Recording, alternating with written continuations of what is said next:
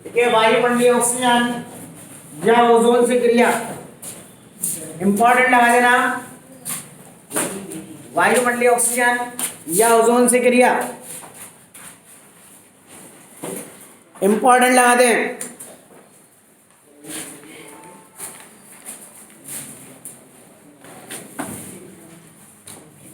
देखिए direct ether,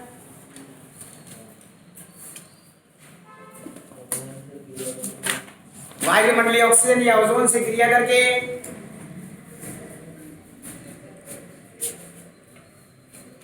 direct ether वायुमंडलीय oxygen या ओजोन से क्रिया करके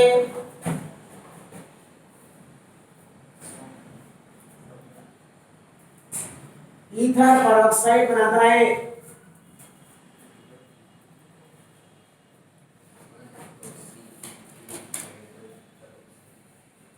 ईथर परऑक्साइड बनाता है। बोर्ड में देखिए डायरेक्ट ईथर, पर अपन ने पढ़ा इसमें दो एकांक इलेक्ट्रॉन उपस्थित होते हैं, इसलिए लुईस शायर की तरह व्यवहार करता है। वायुमंडलीय ऑक्सीजन, ऑक्सीजन के बाहरी तरफ फोर्स में 2 2 4 और 2 6 इलेक्ट्रॉन है, तो ये अपना एक एकांक इलेक्ट्रॉन युक्त इस ऑक्सीजन परमाणु को देकर उप सहसंयोजक बंध का निर्माण कर देता है। तो क्या हो जाता है, C2H5 को ये एक एकांक इलेक्ट्रॉन युग्म और ये उप सहसंयोजक बंध और ये क्या बन गया भाई, ईथर परऑक्साइड बन जाता है।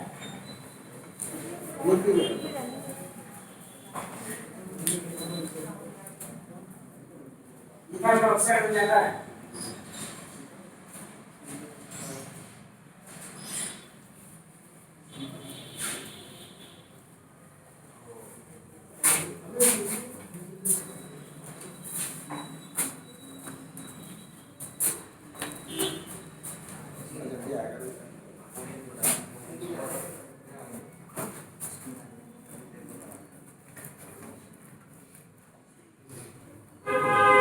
लिख दिया, बस ठीक है। ईथर से ईथर परऑक्साइड का निर्माण कैसे करोगे? ईथर से ईथर परऑक्साइड का निर्माण कैसे करोगे?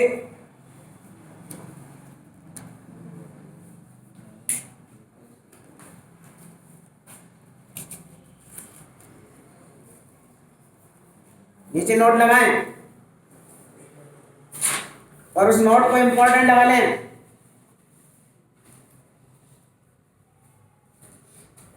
इसमें लिखो पहले, अधिक लंबे समय तक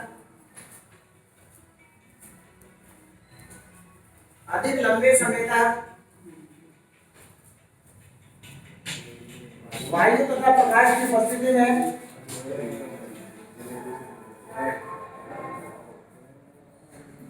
अधिक लंबे समय तक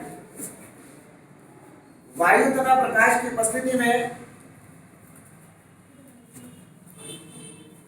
रखे ईथर का प्रयोग नहीं करना चाहिए। क्यों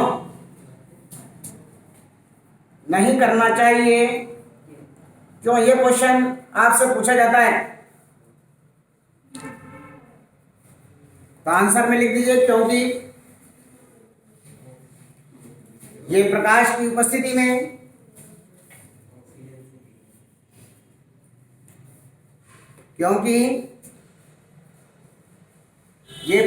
उपस्थिति में वायु द्वारा स्वतः ऑक्सीकृत हो जाता है।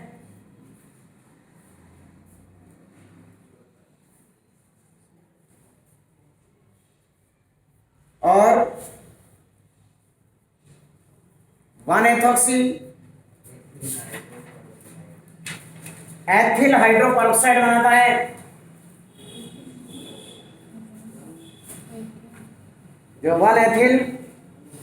1-एथॉक्सी एथिल हाइड्रोपेरोक्साइड 1-एथिल हाइड्रोपेरोक्साइड बनाता है, जो कि विस्फोटक होता है, जो कि विस्फोटक होता है।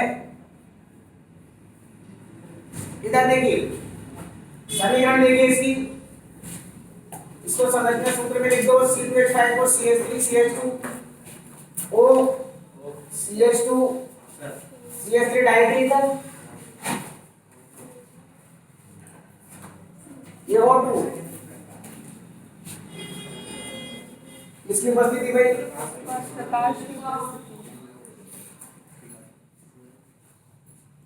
देखिए इस हाइड्रोजन परमाणु पर अटैक होगा और ये दोनों ऑक्सीजन जुड़ जाएंगे, उसके बाद एक चीज जुड़ जाएगा, हटेगा नहीं, तो ये हो जाएगा CH3 CHO CH2 CH3, ये तो हो गया।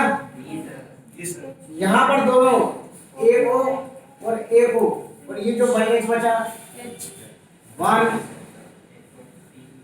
एथॉक्सी एथिल हाइड्रो परऑक्साइड, ये सिर्फ प्रकृति का होता है, ये विस्फोट कर देता है, ध्यान रखना। इसलिए अधिक लंबे समय तक वायु तथा प्रकाश के संपर्क में रखे ईंधन का प्रयोग नहीं करना चाहिए। क्वेश्चन लिखो जल्दी से।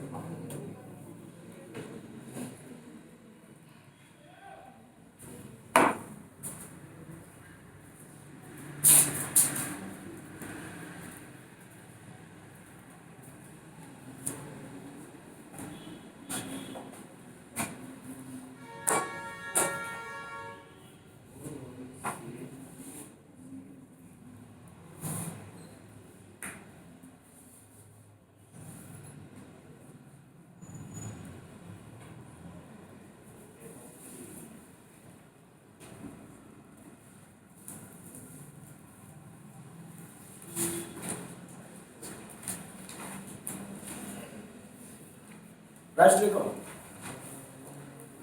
अधिक लंबे समय तक वायु तथा प्रकाश की उपस्थिति में रखे ईथर का प्रयोग नहीं करना चाहिए। क्यों?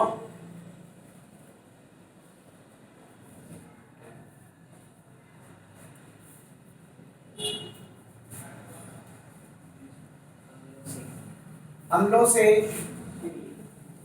क्रिया, ब्रैकेट में लिख दीजिए ऑक्सोनियम लवणों का निर्माण इंपॉर्टेंट है।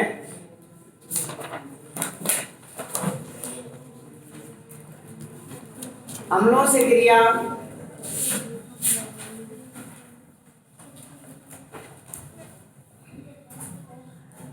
देख लीजिए,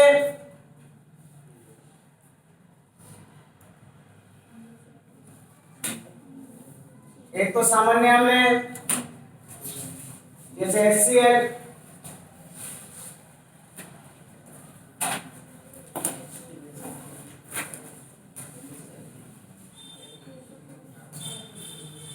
H2SO और सल्फ्यूरिक अम्ल या HNO3। एक अम्ल है लुईस अम्ल, आप भी लिख लें इसे, थोड़ा सा घेर देना है।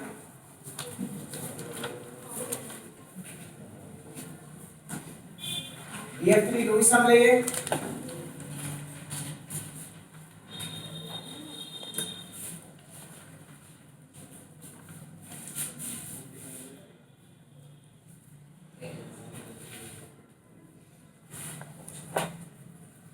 ANCH3 ये भी लुईस अम्ल है।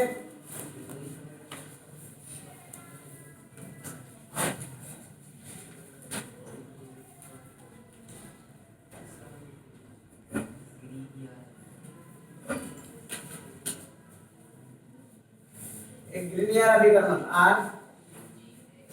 RMG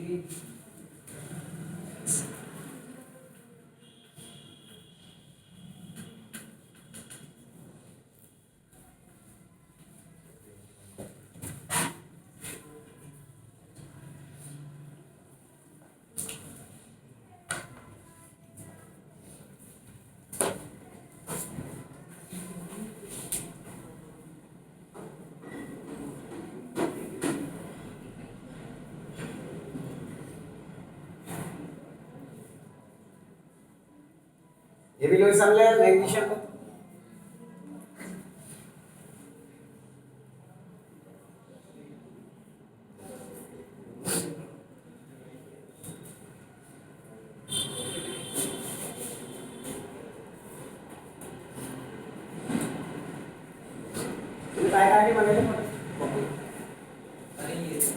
किस किस की मांगी इधर मुझे इधर पूरे थे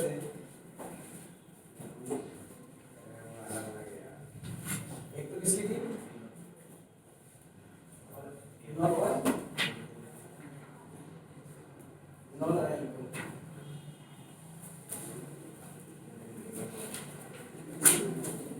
लिख दिया भाई। आप देखिए सब लोग देखना, ये तो लिख दिया ना, वर्ड पे देखिए ये ऑक्सीजन माइनस है, इस माइनस से प्लस वाला जोड़ दोगे तो ये क्या हो जाएगा, OH हो जाएगा, Cl माइनस हो जाएगा। तो देखो ये हम लिख सकते हैं C2H5 का होल ट्वाइस, ये OH से लिख दिया करके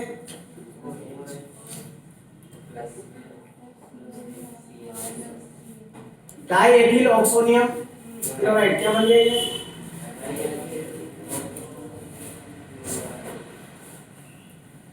ऑक्सोनियम लिख दीजिए।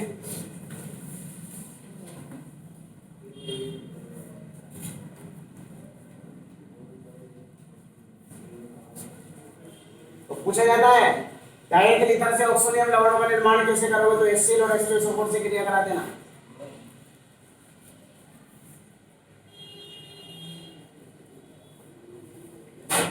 इसमें क्या हो जाएगा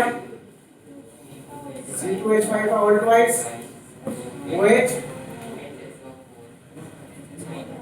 और HSO4 क्या बचेगा, diethyl oxonium hydrogen sulphate, diethyl ether oxonium sulphate, diethyl ether oxonium sulphate, diethyl ether oxonium hydrogen sulphate, oxonium hydrogen sulphate,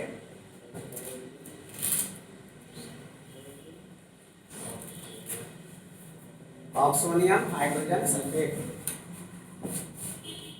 अब देखो ये सारे लुईस अम्ल जिनमें केंद्रीय परमाणु का स्तर क्या है भाई, अणु है, तो ये क्या करेगा, ये एकांकी इलेक्ट्रॉन को देगा और ये ग्रहण करेगा और उत्सर्जक बंध का निर्माण करेगा। तो ये क्या हो जाएगा भाई, देखो C2 वर्ड में देखें पहले O और ये उत्सर्जक और ये क्या हो जाएगा, बोरोन ट्राइफ्लोराइड ईथरेट क्या बन गया, देखो नाम भी लिख लेना, बोरोन ट्राइफ्लोराइड ईथरेट।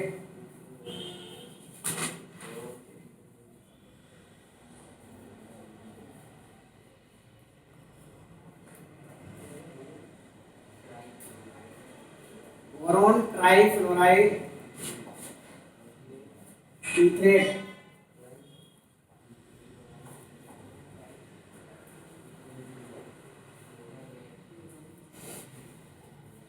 इसमें क्या हो जाएगा, NaCl3 वही उत्सर्जक बन जाएगा, एल्युमिनियम ट्राइक्लोराइड ईथरेट लिख दो,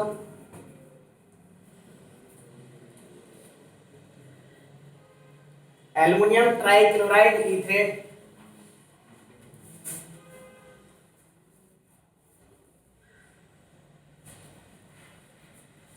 एल्युमिनियम ट्राइक्लोराइड ईथरेट लिख दिया। अब देखो यहां मैग्नीशियम ये एक एकांक इलेक्ट्रॉन को इसको देगा और ये ऑक्सीजन एक एकांक इलेक्ट्रॉन को और संकुल यौगिक बना देगा। देखो C2O एक एकांक इलेक्ट्रॉन ये ऑक्सीजन के बाद और इधर से भी ऑक्सीजन के बाद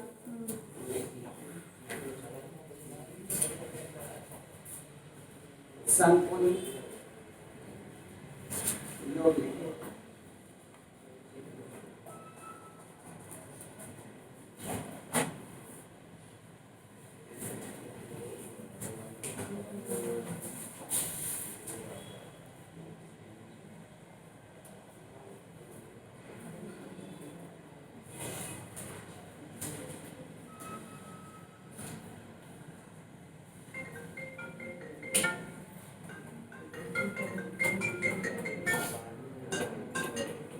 देखो तुम लोग। Hello hello hello hello.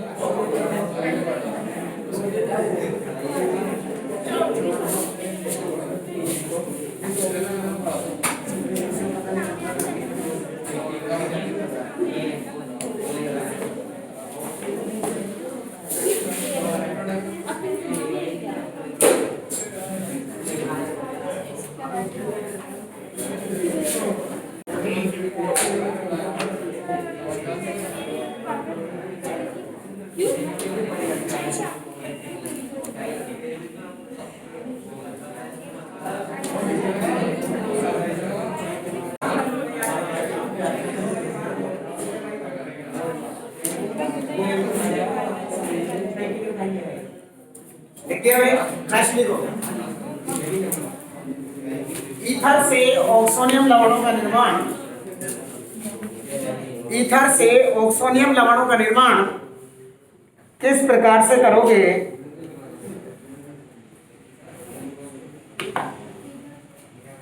Oxonium लवणों का निर्माण किस प्रकार से करोगे?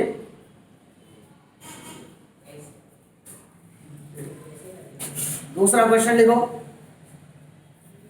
ईथर किन यौगिकों के साथ क्रिया करके, ईथर किन यौगिकों के साथ क्रिया करके ईथरेट बनाता है, ईथरेट बनाता है? तो देखिए यहाँ कौन कौन से दिख रहे हैं ईथरेट? BF3 से AlCl3 से, ठीक है। तो ये वाली अभिक्रिया लिखना है, पहले नाम लिखना है इनके BF3 और AlCl3, उसके बाद दोनों अभिक्रियाओं को ऑक्सोनियम लवण में इन दोनों का नाम लिख लेना। चलिए नेक्स्ट लिखिए, तनु H2SO4 से,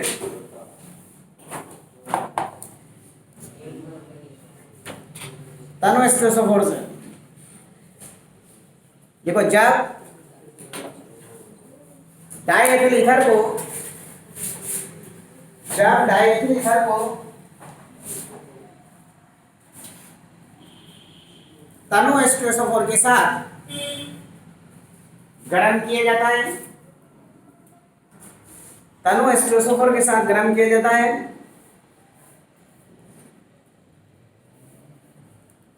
तो ये जल अपघटित हो जाता है।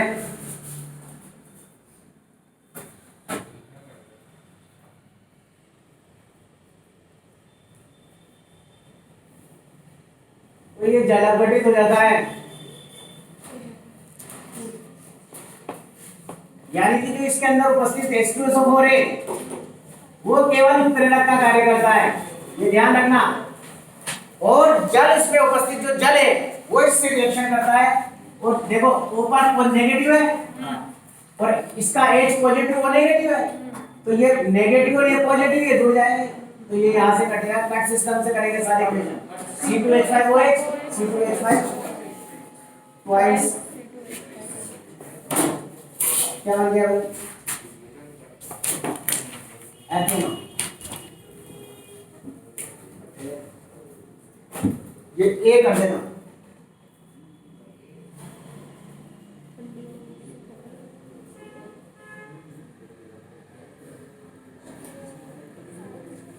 शांत H2SO4 से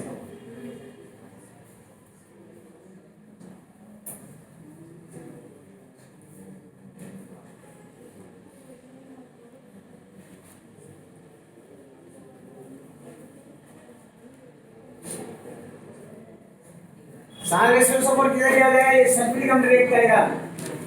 ये देखो C2H5OH और C2H5